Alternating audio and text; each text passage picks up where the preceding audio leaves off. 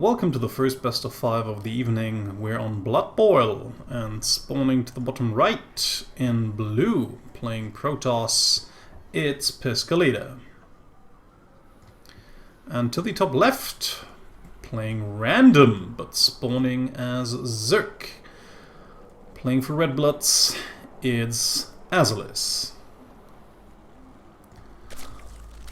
So, most interesting to see a ZVP coming up between our random player and the Protoss.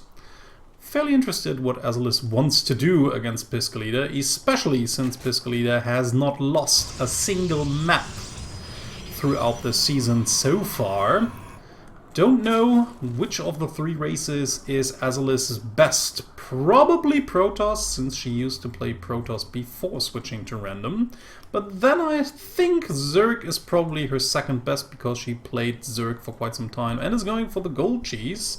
Unfortunately for her, Piscolita should be able to scout this fairly early on, so should actually be prepared for everything that's going to come her way. Seems as if Azylis wants to rather go for a quick timing push off of these 2 bases and maybe overwhelming her opponent with pure lings with speed. Maybe some banes in order to break through some walls. We'll see how everything is going to end up. But like I said, Piscolita should know what's up, has seen the gold base, and answers with a cybernetics core and an expansion of her own, so no overreaction here whatsoever, just staying cool and calm.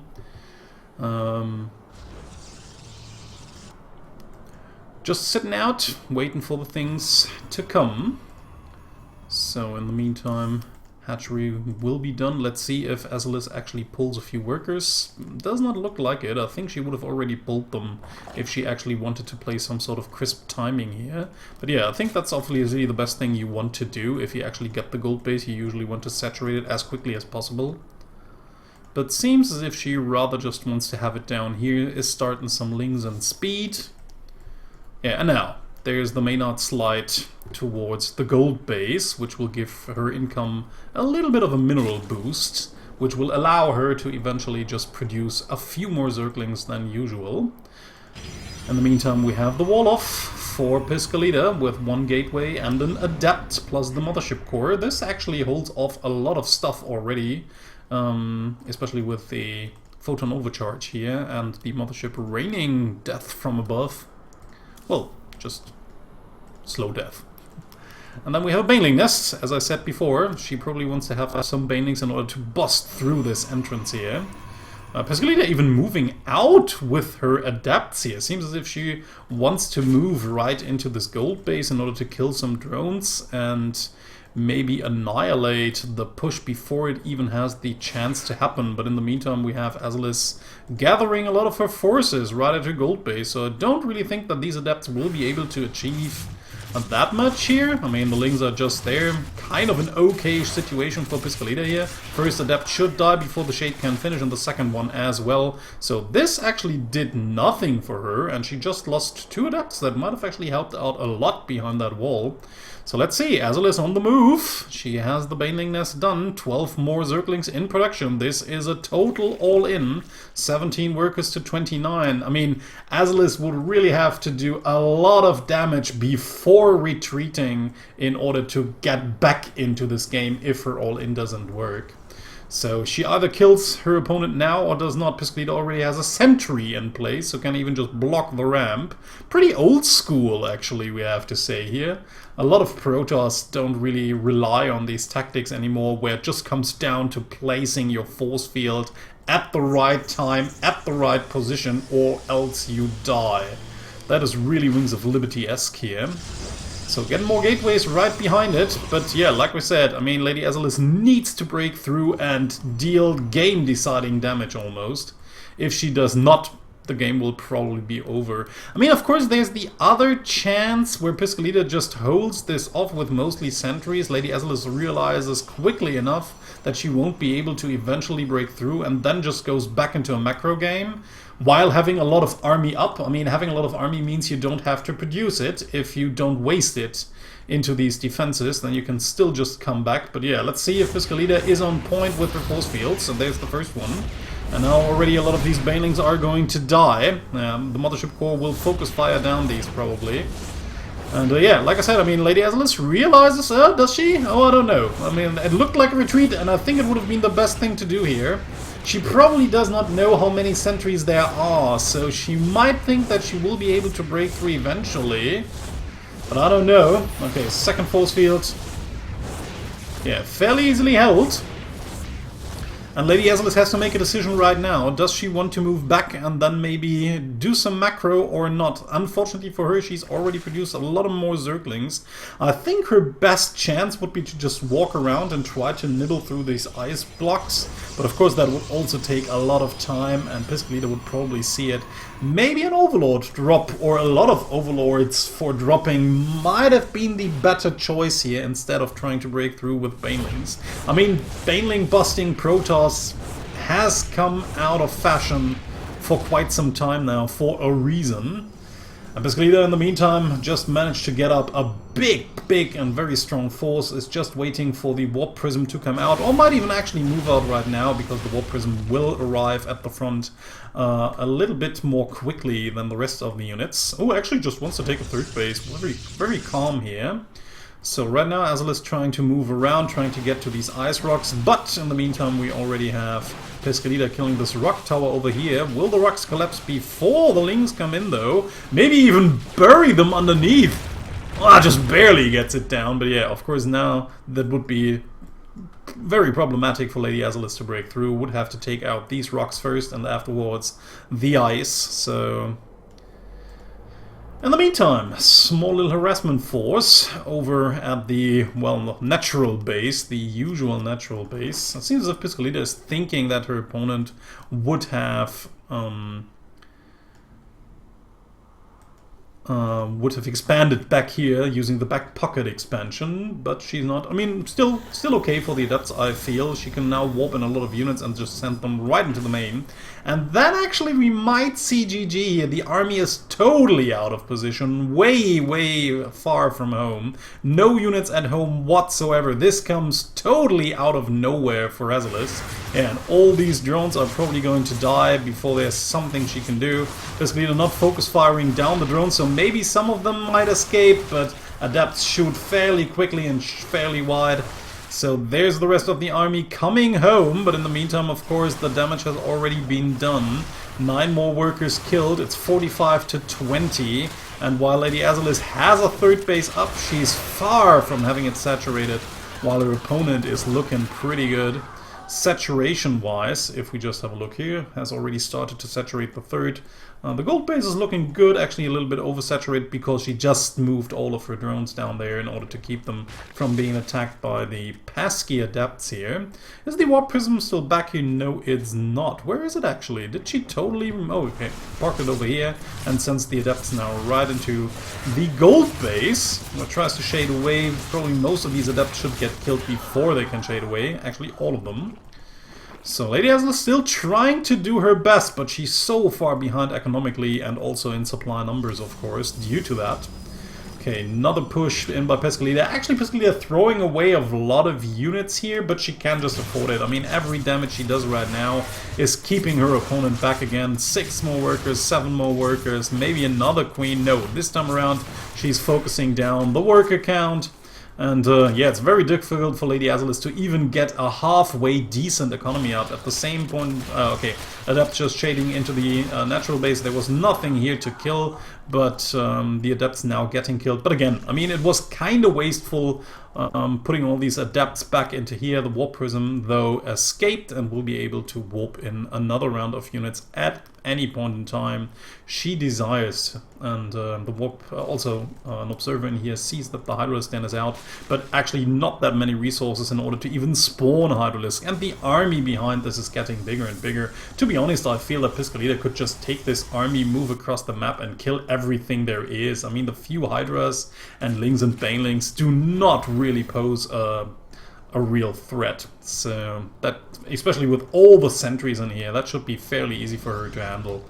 And yeah, maybe just sending in these units from the back, killing off everything back here, and then just moving in with the rest of the army forces from the front. I think there's no way that Lady Azylis could defend all of those. Maybe she would. I actually don't even think she would win the main fight, but even if she managed to win the main fight, everything back here would just die, and then the follow-up push would just kill her.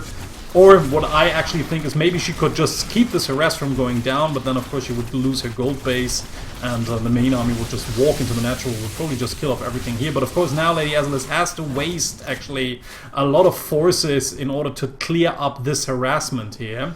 So Warp Prism, where is it? I just heard it move out. Okay, there it is. Just moved out to safety.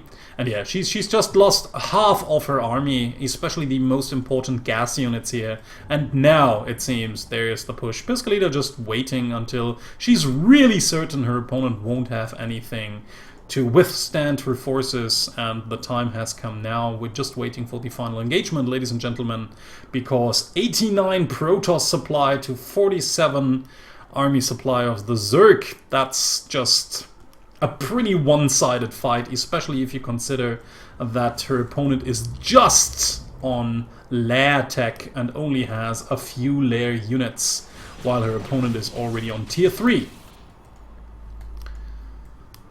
Whew, my god. Piscolita really wants to make certain she does not give away that game too lightly and unnecessarily. Okay, Roachhorn in the making, yeah. I mean, she wants to have some beef in front of the Hydralisk, but it's just all too late. Another harassment force coming in from the back, so even more workers get killed. I mean, Lady Azylis actually managed to get up a halfway decent worker count, if we consider what happened early on in the game. And here's the main army. We'll easily kill off that hatchery over here. There's, like I said, there's just nothing that Azylis can do. This time around it actually worked the way I said before, just sending in a few harassment units from the back, luring her troops back to the main base while killing this third over here. Yeah, she can easily take out these Hydras. Actually, a few force fields in order to keep them back from escaping would be a good thing. And now everything is going to die. 13 roaches in production, but they will not be the saving grace, unfortunately here. 40 to 113. GG! And Piscolita takes the first map. Second map is Odyssey. We have Lady Azylis spawning as Zerg once more! To the bottom right. And to the top left, it's our blue Protoss. Piscolita. Again, not going for a ramp block. Although she doesn't know what her opponent is right now. Fairly risky. But of course it's still pretty close to the Nexus, and actually there have been some builds early on, but I think that was still in a time when the Nexus could be overcharged, where people were able to just seal off everything with buildings so that Zerglings just wouldn't get in, just in case your opponent was really going for some early pool shenanigans. But Lady Azylis just going for the conservative hatch first build. Well, Piscolita, of course, wants to scout what race her opponent has drawn. Overlord's on the move, and now Piscolita is going to see it. Maybe already now, but probably now at the latest. With all the creep around, it should be fairly clear what's going on.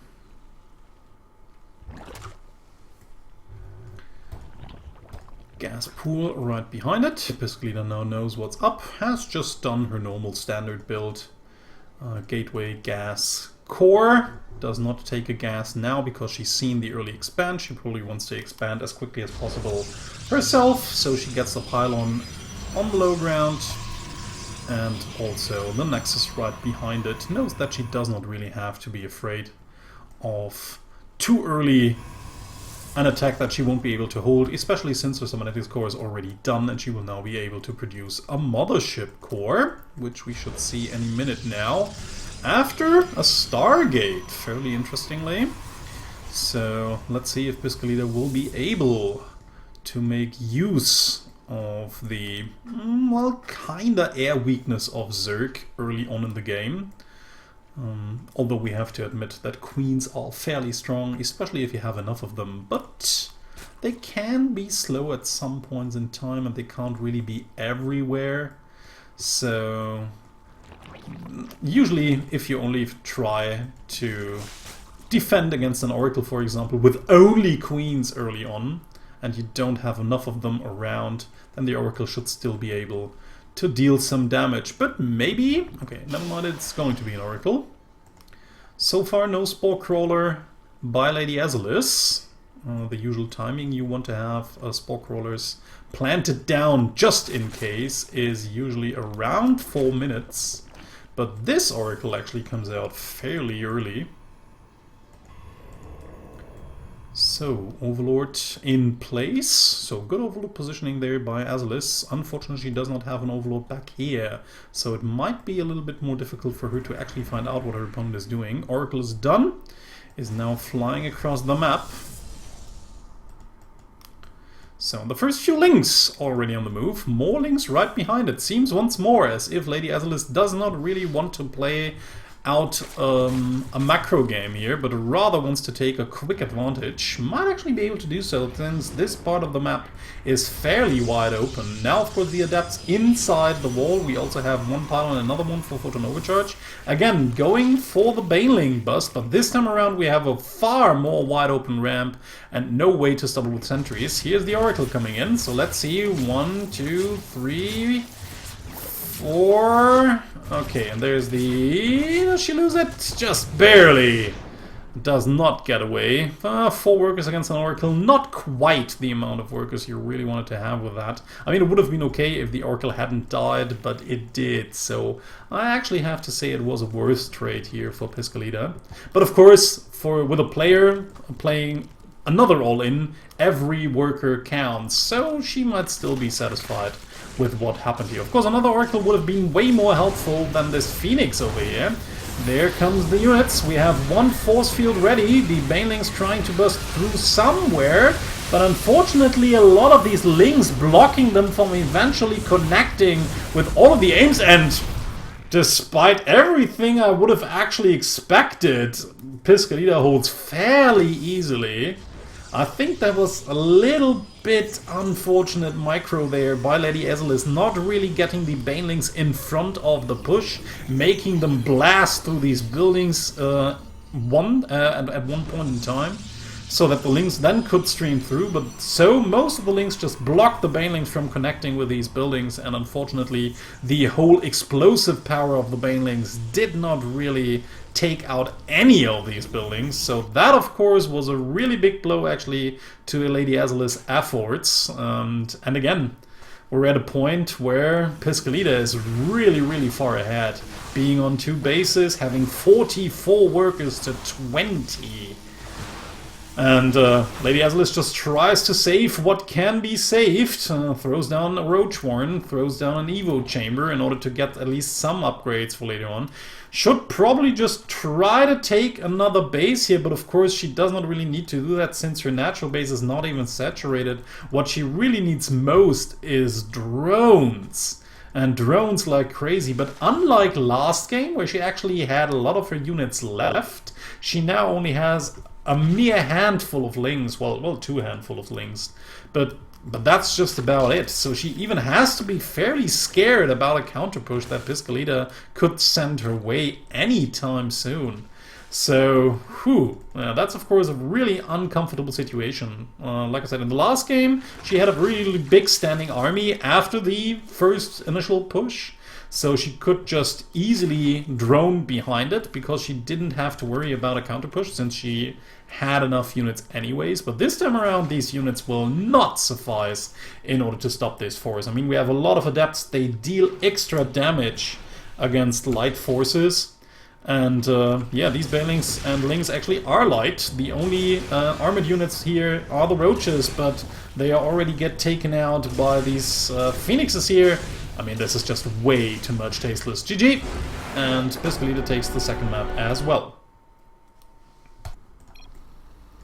Ascension to Ayur is our third map, spawning to the top left, spawning as Terran this time around. It's our random player Azylis. And to the bottom right, in blue, you have Piscolita. Again, going for the usual pylon. No ramp block. Fairly interesting here.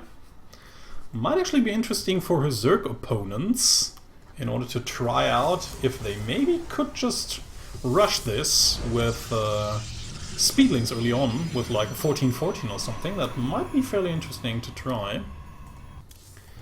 Refinery, straight away for Lazy Azylis, so we might actually see the build she used against Shnubi with a lot of Cyclones moving across the map and then killing off everything with Cyclones and I think some Hellions or Hellbats, but mostly Cyclones.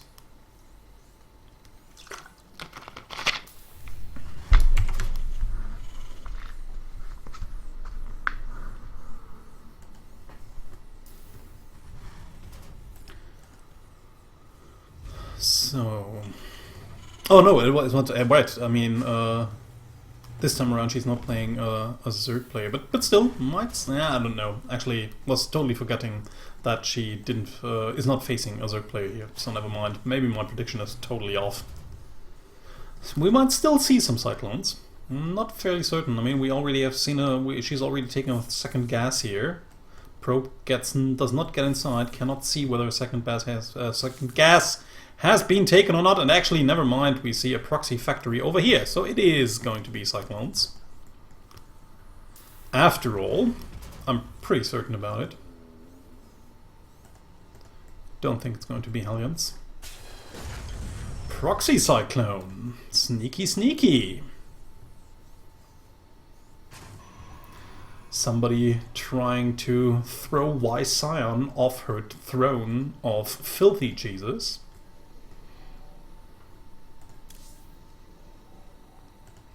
Mothership Core on its way. Cyclones can actually be pretty difficult to deal with as Protoss early on in the game. At the point they arrive at your base, you usually will only have one photon overcharge available and only a few light units that just can't close the distance quickly enough and also do not deal enough damage in order to take out these Cyclones, while the Cyclones themselves just deal a ridiculous amount of money. But it seems as if Lady Azylis rather wants to wait for a bigger amount of Cyclones before she eventually pushes the front. Maybe at that point in time Piscolita will have enough defenses standing in order to take those out fairly easily. Or maybe she will just deal some counter pressure at her opponent's base. Wants to see whether a natural base has been taken. Should actually panic quite a lot. Although, of course, there could be still a command center inside the base, but it's not really likely. So, first Cyclone out, more Cyclones in production. But yeah, I mean, like, one photon overcharge is not enough to drive away or to kill off all of these Cyclones if the player at least micros a little bit. And then a pylon can just fall very quickly to continuous Cyclone fire. And then again, I mean, we have no other units here right now. And even if Piscolita had started to produce a few more, which she didn't, then it might still turn out problematic, because like I said, the early units of Protoss just do not really give you enough firepower in order to take out the, how many is it, 180 hit points a Cyclone provides. So here we go. Okay, Pylon might actually, okay, I think she actually could have just stayed here and taken it out. I mean, that would have only taken like 2 or 3 more shots. Has to be careful here not to lose one of those Cyclones so early on to just these photon cannon fire, or these photon overcharge fire. Takes out the Mothership Core though. And now Piscolita has to move back with all of her units. Lady Azylis unfortunately supply blocked because the units of Piscolita managed to take out that supply depot. That will be really helpful. But there the next two cyclones arrive, and I think once she moves in, there will be no way for Piscolita to save this base now, especially with the pylon gone. No, there's actually no, oh, damn it, no sentries here, so no force fields available as well. Yeah, this base will die for certain. In the meantime, Piscolita managed to at least get an immortal, and that will be really helpful. Just brings them all back to the, yeah, just brings them all behind the mineral line in order to keep them a secret for a little bit, make all of these units move in. And now, of course, with the photon overcharge, plus the units coming from the right flank, she should be able to drive away this force fairly easily. Yeah, having enough units is, of course, key in order to take this out. But yeah, I think Lady Azylis could have actually let this snowball way more problematically here for her opponent. I mean, it's still not held, but yeah, taking out Immortal will be really difficult for these. Oh, never mind. Okay, taking them out fairly easily. Yeah, there you see it. The insane damage that Cyclones provide. In the meantime, I think another Immortal is out, plus a few Stalkers. Had Lady Azylis only brought a few SCVs for counter repair, that would have been so nice. What happened to the SCV back here? It probably got shot down during the move out of Piscolita. Lady Azylis not producing anything else but Cyclones. She's once more totally all in and will now lose one of the Cyclones due to the Sentry force field. Yeah, I mean, that's always risky. Moving upwards the ramp against the Protoss is always problematic if you don't have anything with you that breaks force fields. A reason well learned by every PvP player in Wings of Liberty and Heart of the Swarm, where it was really difficult to just get through these force fields. Never walk up a Protoss ramp if they have sentries, and even if you don't know that if they have one, just don't move up that ramp. So in the meantime, we have a few more buildings being constructed inside Lady Azylis' base, unfortunately not paying attention to her Cyclone force here. So all of them actually die, while the last remaining two now have to retreat. Might actually even lift these factories fairly soon then and fly them back towards her home base. Has only now taken a natural base, but yeah, now we're at a point where we can say that both players are fairly equal in some kind. I mean, Piscolita still has more workers, but it does not really matter as much because her base is like totally oversaturated. So if we just have a look at the income tab, we see that the difference is fairly minor, and due to the mule, actually, Lady Azylis has the better income right now, despite having less workers. Ooh, will now actually even lose the factory. I was a little bit too greedy with the units that were being produced from here. Like I said, could have easily retreated these factories back to the home base, at least tried to do so. And Piscolita is now on the move, wants to do some sort of counter push. Lady Azylis in the meantime does not have a bunker yet, will probably have it before the forces arrive. Nothing to counter repair here though, and the Cyclones plus a few Marines that will move into that bunker, but the question is, will she be able to actually hold everything? That's coming from two angles. We have harassment here, we have the main push with two Immortals that just shoot down a bunker so easily, it's just ridiculous. Oh, Piscolita does not really want to lose that Warp Prism over here, but does, unfortunately, but the sentries now help to secure the push down here. Will now take out all of these mules especially, and the rest of the workers as well. Will probably not even be able to save the orbital command if I see that correctly. So another Warp Prism is being built. In the meantime, the Adept still wreaking havoc inside Lady Azylis' base. Down to 25 supply with only 10 workers to 32. And now, of course, workers actually do matter, especially since most of these workers not even working. GG! And Lady Azylis has to give up. Piscolita takes the series 3-0.